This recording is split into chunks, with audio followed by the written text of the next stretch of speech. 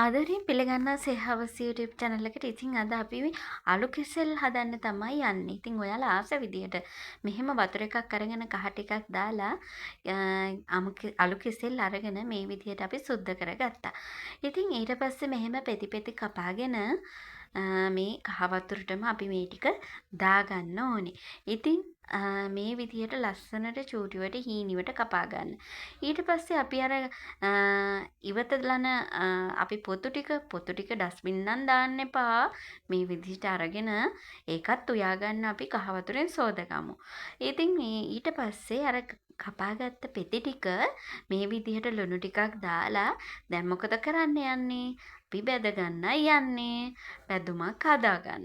ඉතින් මේ විදිහට පෑන් එකට තෙල් ටිකක් දාලා අපි කපාගත්තු පෙති ටික මේ විදිහට ලස්සනට බැද ගන්නයි යන්නේ. ඉතින් මෙහෙම කාලා බලන්නකො හරියම රසයි.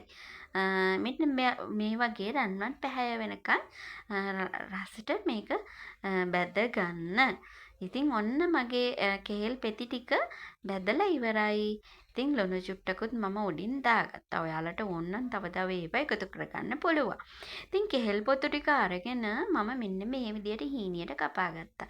ඒ අතර ආදරයෙන් ඉල්ලනවා අපේ channel එක subscribe කරලා තියාගන්න. මේ වගේ රස කෑම හදන හැටි ඔයාලට ඉගෙන ගන්න පුළුවන්. ඉතින් ඔයාලත් කෙහෙල් පොතු නම් අහක දාන්න එපා. මේ විදියට රසට හදලා බලන්න. ඉතින් මේ විදියට හීනියට කපාගෙන මම මේක භාජනයකට දාගත්තා. ඉතින් ඔන්න ලුණු ගෙඩි එකහමාරක් අරගෙන නැවත මෙන්න මේ විදිහට ලුණු ගෙඩි එකහමාර ලස්සනට හීනියට කපා ගත්තා. ඉතින් හොඳට ලස්සනට හීනියට ඔයාලා ලුණු තෙල් දාන විදියට මේක කපා ගන්න. ඉතින් ඊට පස්සේ සුදු ලුණු වික් දෙක තුනක් අරගෙන මම සුදු ලුණු ටිකක් කපා ගත්තා. ඊට පස්සේ පෑන් එක මම මේ විදිහට ලිපේ තියන්නයි යන්නේ. ඔන්න ලිපේ තිබ්බා තෙල් ටිකක් දාගත්තා. ඊට පස්සේ මේකට මම බීලුණු දාගත්තා. ඉතින් ඕකට දාගන්න ඒවා මම දැනට කියන්නම්. කෑලි මිරිස්, කහ ලුණු, ගම්මිරිස් ඔය ටික ඔයාලා මේකට එකතු කරගන්න. ඉතින් ඔන්න සුදු ලුණු ටික දාගත්තා මං ඉස්සර වෙලාම බැදෙන්න. ඊට පස්සේ අනිත් ඒවා හොඳට කලවම් කරලා මම මෙහෙම එකටම තැම්බෙන්න දාගත්තා තෙලේ.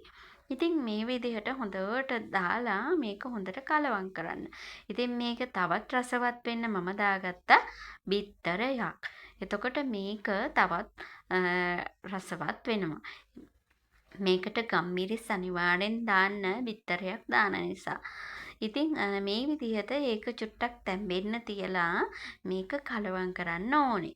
ඉතින් හොඳට කලවම් කරලා මේ විදිහට එහා පැත්තට මෙහා පැත්තට පෙරලලා මේ කෙසෙල් පොතු ටික අපි තෙලෙම්ම තැම්බෙන්න තියන්න ඕනේ. වතුර නම් දාන්න එපා. මේක මෙහෙම්මම තෙලෙම්ම තැම්බෙන්න තියන්න. එතකොට ඔයාලට හරිය ලස්සනට මේක හරිය රසට කන්න පුළුවන්. ලස්සනට පේනවා නේද? ලස්සනට තියෙන ඇති.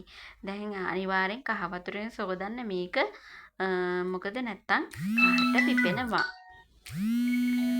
ඉතින් මේ විදිහට බලන්න ලස්සනට ආව හැටි. ඉතින් ඔයාලා චූටි බබාලටත් මේක හදලා දෙන්න. ඉතින් හරිම රසයි, හරිම ගුණයි. ඉතින් ඔයාලත් හදලා බලන්න. කෙහෙල් පොතු නම් අහක දාන්න එපා. මේක හදලා බලලා රස කියන්න බලන්න. මටත්